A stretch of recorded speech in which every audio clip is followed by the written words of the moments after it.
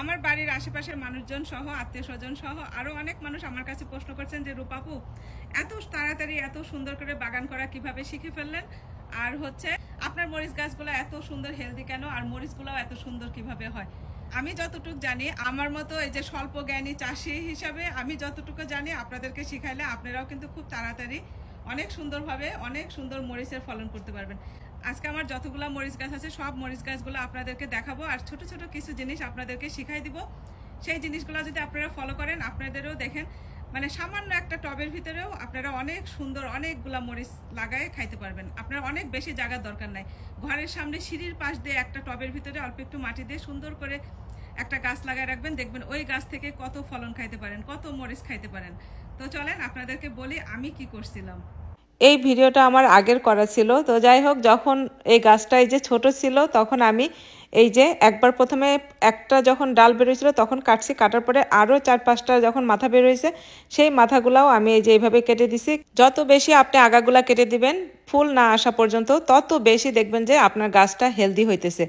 আর অনেক বড় টবের দরকার নাই, ছোট ছোট টবের ভিতরেই কিন্তু এই মরিচ গাছগুলাও অনেক ভালো হয়। আরেকটা কথা মনে রাখবেন, প্রচুর পরিমাণে যেন রোদ পায় গাছটা।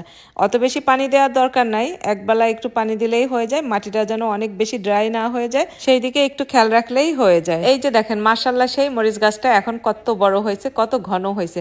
গাছটা কিন্তু অনেক বেশি লম্বা হয় নাই, বাট ছোটখাটো গাছটার ভিতরে দেখেন কত মরিচ হয়েছে। আপনারা যদি একটু খেয়াল করেন তাহলে দেখবেন প্রত্যেকটা টবের ভিতরে কিন্তু 2-3 রকমের মরিচ গাছ লাগানো আছে। আমি কিন্তু একটা টবের ভিতরে একটা মরিচ গাছই দেই না। এই মরিচগুলা হচ্ছে যে নিচের দিকে, আর এই মরিচগুলা দেখেন এই গাছের মরিচগুলা এই যে আকাশের দিকে তাকায় রয়েছে। মাশাআল্লাহ দেখেন এক একটা মরিচের সাইজ কত সুন্দর। এই যে দেখেন এত সুন্দর হৃষ্টপুষ্ট মরিচগুলা। আর এই মরিচগুলা দেখেন, এই মরিচগুলা আবার এই যে ছোট ছোট ধানে মরিচ, এই মরিচ গাছটাও দেখেন কত ঘন। এই গাছের মরিচগুলা আবার এই যে এরকম লম্বা লম্বা।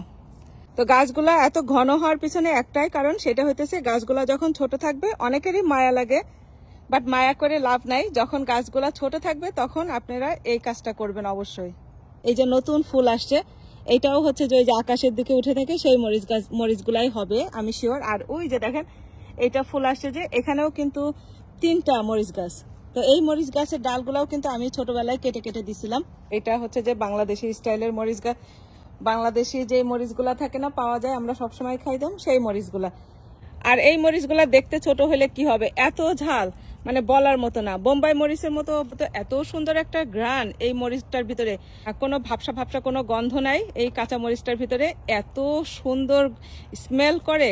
শুধু সালাদের ভিতরে দিয়ে খাইলেও মজা লাগে, তারপরে হচ্ছে আপনার তরকারির ভিতরে দিলে তো মজা লাগেই, আর ভর্তা টর্তার ভিতরে তো দিলে তো প্রশ্নই নাই। আমি কিন্তু অনেক বেশি কষ্ট করি না আমার বাগানে। তো যাই হোক, তো রূপাপুর ভিডিওগুলো ভালো লাগলে শেয়ার করে দিবেন। আমার সব ভালো লাগাগুলো আমি আপনাদের সাথে শেয়ার করতে পছন্দ করি, এই জন্যই শেয়ার করি। ভালো লাগলে অবশ্যই কমেন্ট করে জানাবেন। সবাই ভালো থাকবেন, সুস্থ থাকবেন। আজকে এই পর্যন্তই, আল্লাহ হাফেজ।